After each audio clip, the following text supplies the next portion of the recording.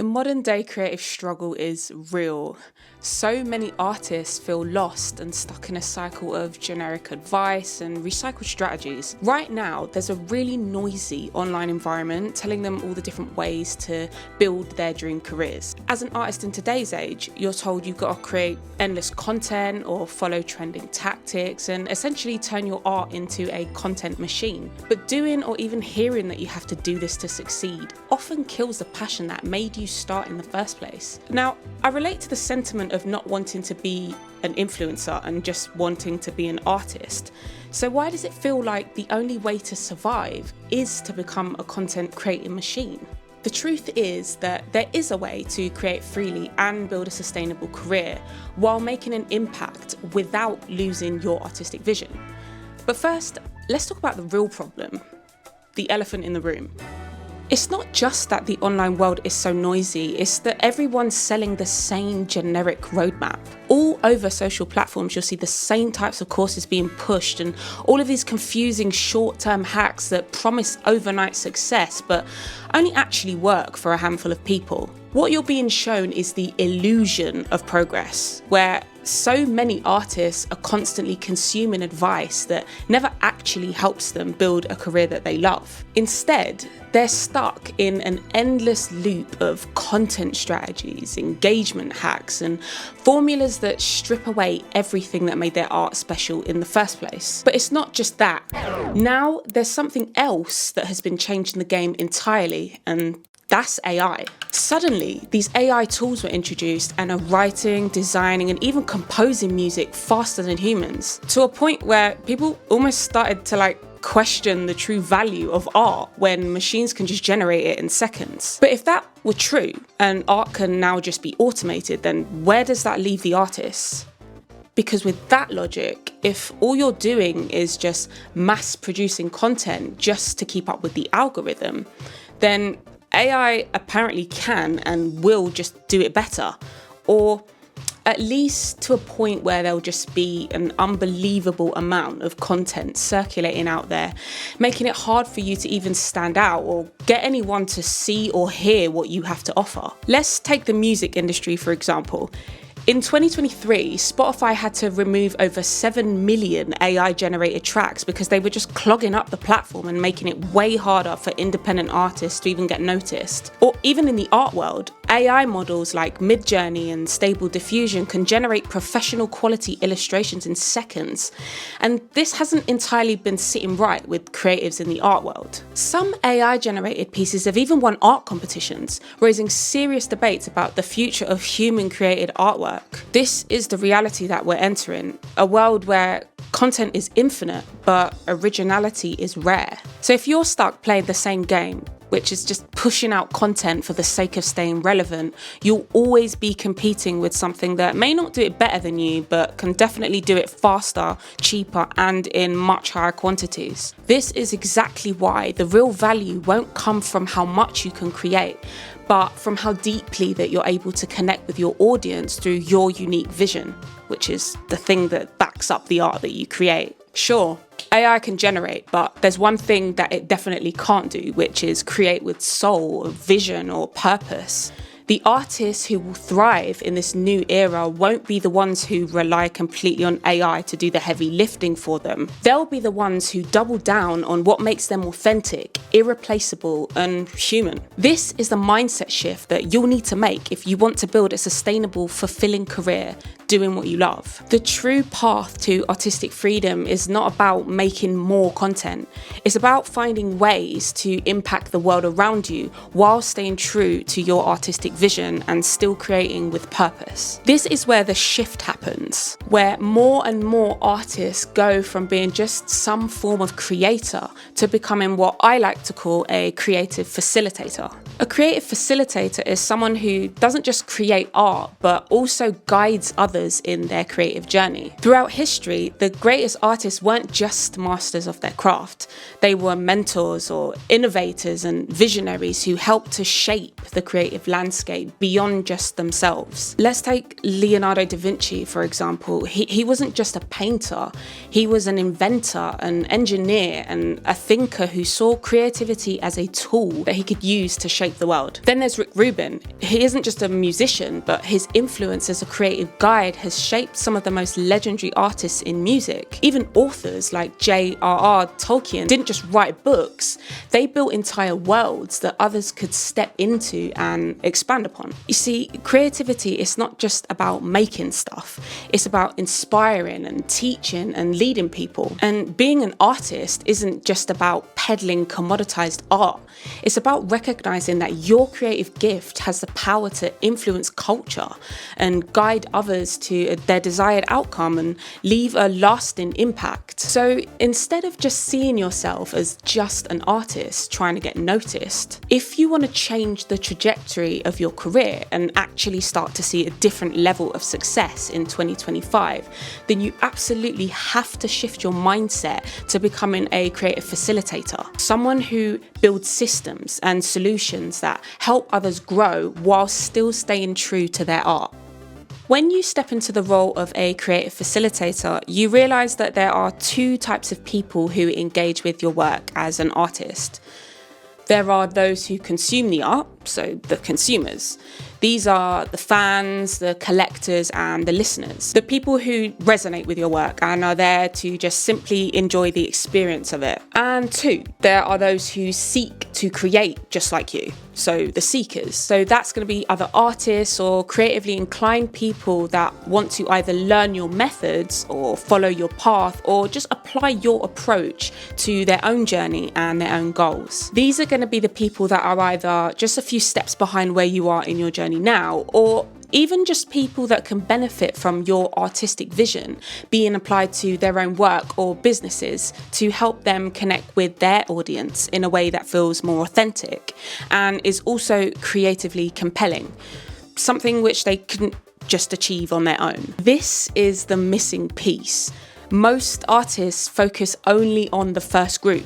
They're just busy trying to find ways to sell their art or their music or whatever creative work directly to their fans. But the second group is where most artists actually leave money on the table, because these people don't just want inspiration, they need structured guidance. And that's where true financial and creative freedom comes in, not by relying on art sales or engagement, but by packaging your unique method into a system that is able to help others. Now, don't get me wrong, this isn't about doing things that drain you or forcing yourself into business models that don't align with your art. It's about learning how to leverage your time so that your creativity has the space that it needs to thrive.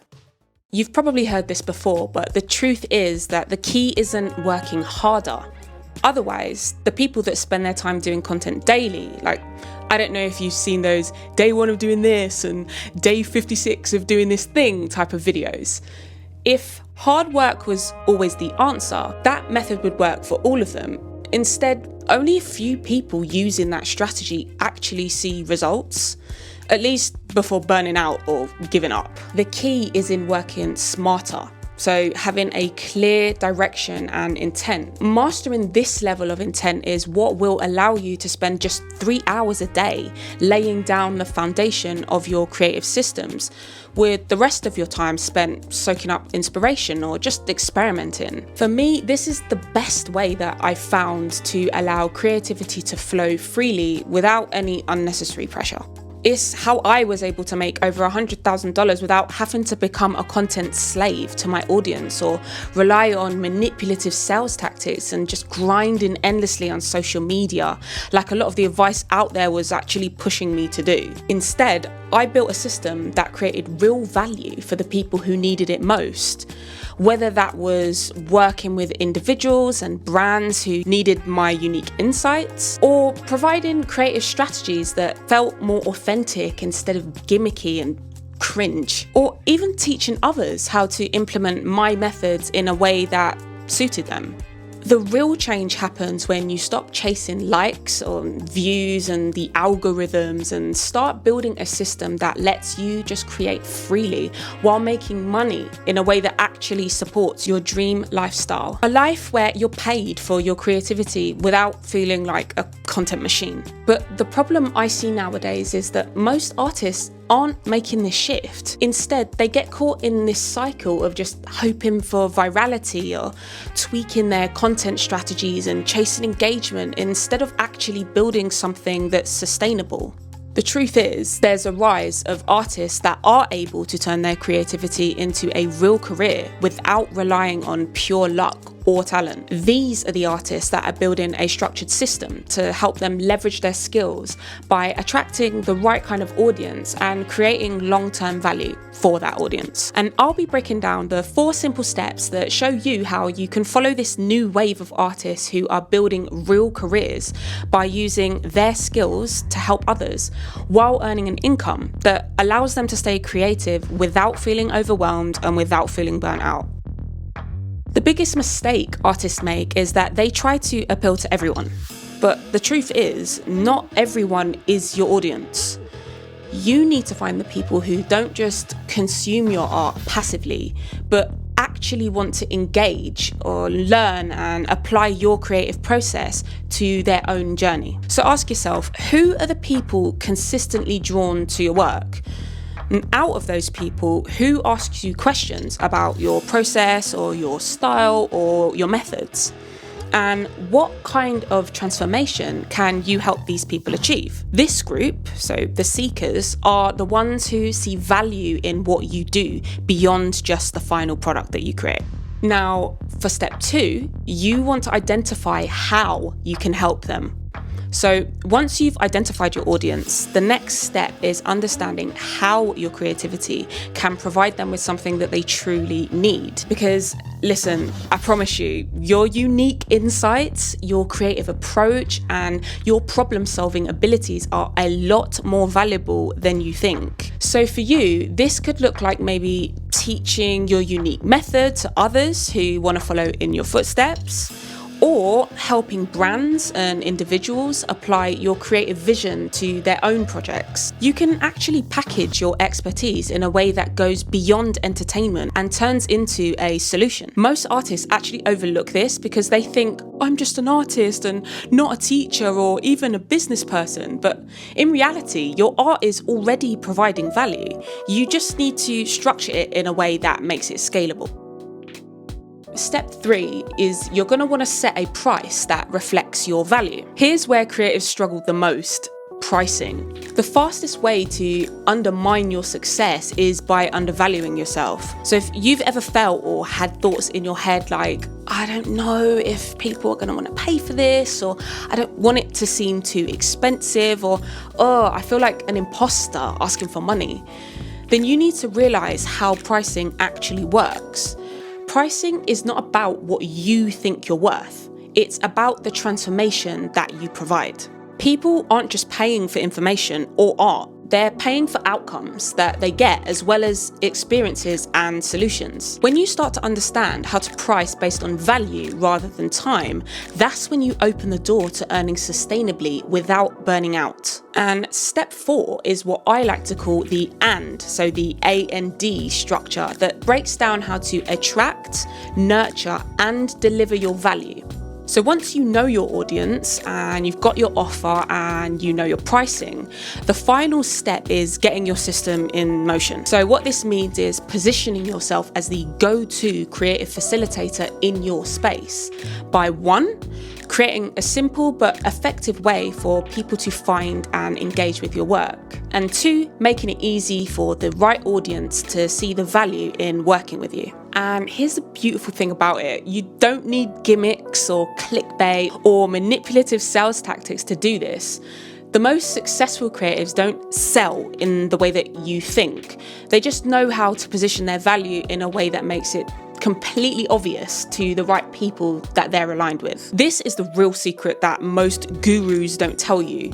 Most creator success advice out there only scratches the surface. They'll tell you just post every day and engage more and make better content, whatever the heck that means. But the real secret to creative success that I found is to simply diversify what you offer and build a system that works for you and allows you to leverage your creativity in a way that is able to create long-term value. Once you understand this approach, you're no longer stuck in the content hamster wheel. You can now open the door to earning without compromising your art and building a career that actually supports your creativity, and finally waking up excited to create instead of feeling like you have to keep up. So, to wrap this video up, please remember that the future of creativity isn't about who can pump out the most content.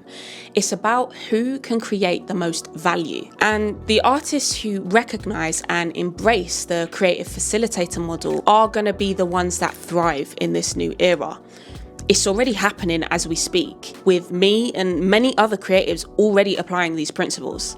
So if this resonates with you and you want to take control of your creative career and build something that actually supports your art and your lifestyle, I've been putting together a highly valuable and no fluff blueprint and roadmap where I'll be breaking down the exact steps to transition from a struggling creator to a thriving creative facilitator, combined with a community designed to help you start implementing and gaining real momentum for this shift. If you're an artist or someone with creative skills and you're tired of following recycled strategies that just don't align with your creativity, and instead you want to build something sustainable that allows you to live on your own terms without compromising your authentic self, then check out the link in the description to join either the waiting list or the community, depending on how quickly the waiting list fills up. By the way, I will be capping it at the first 150 people to gain free early access. So if you do miss the waiting list, then you can still check the link below to see if there's a space left, or just find out more about how to join and